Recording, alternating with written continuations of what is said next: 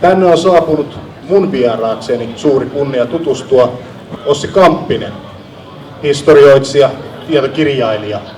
Olet tervetuloa ensimmäisenä. Ja toisena tämä sama kysymys, millä on aloittanut ja pehmittänyt tämän laskun, niin mikä on sun kytkös Pornaisiin? Joo, kiitoksia. Kytkös Pornaisiin on sellainen, että 20 vuotta perheen kanssa asuttiin täällä. Ja nyt sellainen vuosi pari järven päässä. Seuraava vaihe asumisessa muutettiin kerrostalon omakotitalo täältä Pornaisista pois. Kerrostalo asukeiksi, mutta meillä on työn alla sitten tällainen kakkosasunto täällä. Eli asetutaan hyvin vakaasti vielä jatkuvasti Pornaisiin.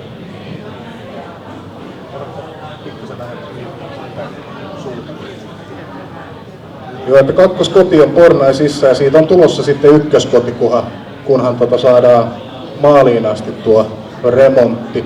Ja se tietokirjailija historioitsija, siis sanoit myöskin tuossa, kun vähän aikaa juteltiin ennen tätä, niin että oli helppo valita, kun on kouluja kierrellyt ja kaarellut pitkin Suomenmaata, että mihin kuntaan sitä muuttaa.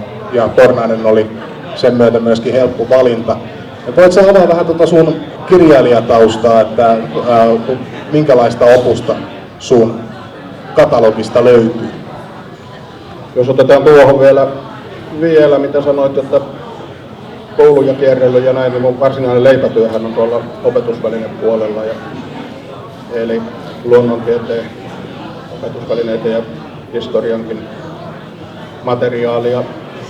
Ja ennen silloin, kun Pornaisiin asetuttiin reilu 20 vuotta sitten, niin kiersin suurin piirtein kaikki Uudenmaan koulut työn puolesta. Se oli hyvin sellainen vankka peruste sitten, millä valikoitiin tämä Pornainen, tämä kouluperustus eduksensa. Eli nyt kun mä laskeskelen, kun mä oon itse tässä opinahjossa ollut justiinsa 20 vuotta sitten, niin sulta tuli ne karttakepit, millä minun näpeilleni läiskittiin. Nimenomaan. Eikö ollut kestäviä? Oli, joo. Ne ei katkennut millään. Siitä mä painotin erityisesti. Mutta puhutaan sun historioitsijataustasta myöskin, että se on leipätyö, se olisi opetusvälinepuolella. Kumpi tuli ensin? Kiinnostus historiaa kohtaan ja siitä kirjoittelu ja sitten tuli myyntityö, vai oliko myyntityö ja sitten tuumasit vaan, että historia, tuo on aika kiinnostavaa kyllä. No ne aika lailla molemmat kuulunut sillä tapaa elämään. Voi sanoa, että suunnilleen alusta alkaen. Eli historia oli yksi sellainen vaihtoehto ihan ammatiksikin. Ajattelin aikoinaan silloin, että lähtisin opiskelemaan historiaa, mutta olin sitten epävarma siitä, että riittääkö se mua elättämään. Ja myyntityö on vienyt voiton sitten. Ja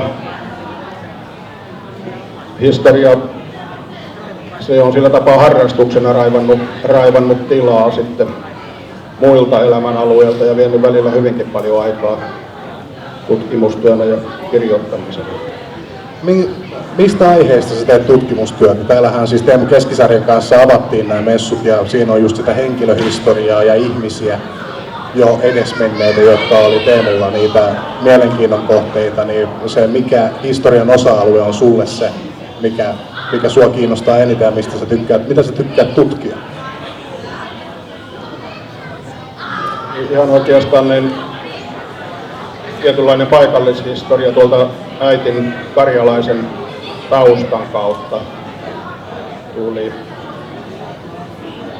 Niissä oli muutamissa kirjaprojekteissa mukana ja toimitinkin yhden sellaisen kirjan sitten, mikä aikanaan valittiin vuoden karjalaiseksi kyläkirjaksi. Ja se oli yksi sellainen pohja, sitä kautta myös sitten karjalaista sotahistoriaa, karjalaisten yksikköjä. Mutta ehkä sellainen, mikä on vahvasti painottunut, niin on tämä suomalaisen Neuvostokarjalan historia, eli ne 20-30-luvun suomalaisvaiheet siellä Venäjän Itä-Karjalassa. Eli se Neuvostoliitto taas tässä nostaa päätään ja siitä olet kirjoitellut. Onko se ollut mielessä myöskin, oletko Pornaisten historiaa tutustunut? Onko niin noin Pornaisten historiat 1 ja 2 jo koluttu läpi?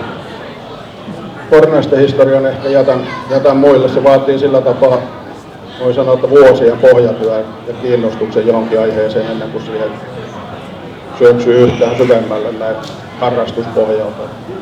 Niin just, ja se on sulle tuttuu sieltä Karjalan historiaa tutkineena, että siinä on riittänyt sitä tutustumista. Ja varsinkin varmaan myöskin se, että mihin ihmiset on sieltä päätyneet sitten suurempaan aikaan. Kyllä, nimenomaan. Siinä joitakin vuosia sitten vielä, tai sanotaan ennen korona-aikaa, niin siellä reissattiin hyvinkin tiuhaan. Kävin siellä muutamia kertoja vuodessa niin eri puolella, sitten joko näillä luovutetuilla alueilla tai sitten tuolla Karjalan tasavallassa, Petroskoissa ja siellä suuntaan. Joo, se tietokirjailija, onko nämä sun kirjat, mitä sä oot julkaissut, niin keskittyy sinne Karjalaan ja siihen tietoon vai mihin nämä sun tietokirjat sitten perustuu? Kyllä ne hyvin vahvasti siihen Karjalaan painottuu.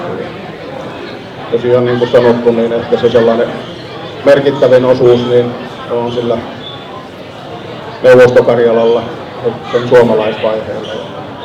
Siinä olin jo aika syvällä siinäkin aihepiirissä silloin menossa, niin sieltä löytyi sellainen yllättävä hahmo, eli niin isän puolen mummon veli, mikä oli Kanadasta mennyt 20-luvulla jo sinne Aunukseen ja pyöritti siellä sitten tällaista osuustoimintatilaa, tai oli yhtenä jäsenenä tässä osuustoimintatilassa. Niin, että sukujuuret tulee siinä niin kuin sivutoimena myöskin tutuksi. Kyllä, että tuli tietysti sitten äitin puolelta nämä varsinaiset karjalaiset sukujuuret, mutta sitten tämä Kallehan, mikä sinne Aunukseen meni, niin se oli Pohjanmaalta kotoisin. Se tulee sillä tapaa sekä isä että äitin puolelta tässä harrastuksesta sukujuuret tutuksi.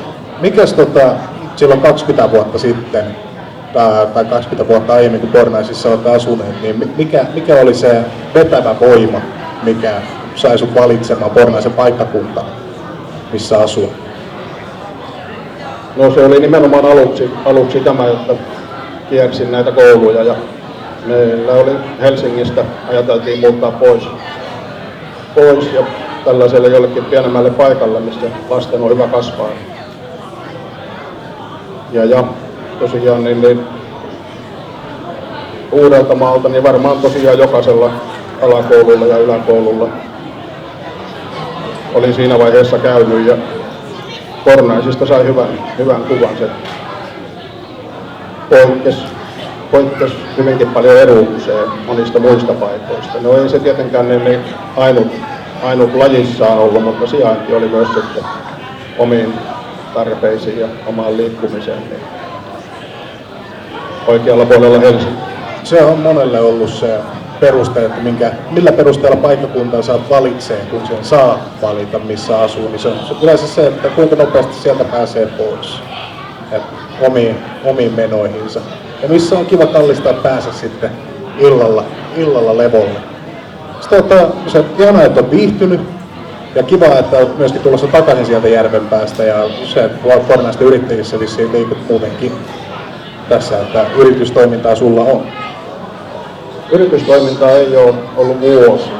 Olen ihan palkkatöissä ja sillä tapaa, että Pornaisten yrittäjinä on muistaakseni koskaan kuullut. Ja onko sun palkkatyöt vielä kiinni tuossa opetustarvikkeiden myynnissä vai onko sulla jotain muuta jo? Kyllä edelleen on samassa firmassa, eli sielläkin niin ensi kuun jälkeen niin tulee 19 vuotta tuossa. Onneksi olkoon. Kiitoksia. Ja siellä siis vielä tänäkin päivänä saadaan niitä karttakeppejä sitten tännekin kouluun, että millä sitten, no rumillista kuritusta nyt ei ole saanut tehdä edes mun aikana, niin mutta johonkin niitä näpytellään varmaan niitä karttakeppejä. Kyllä, toivon mukaan. Koulu pystyy vielä hankkia monenkinlaista välineistä.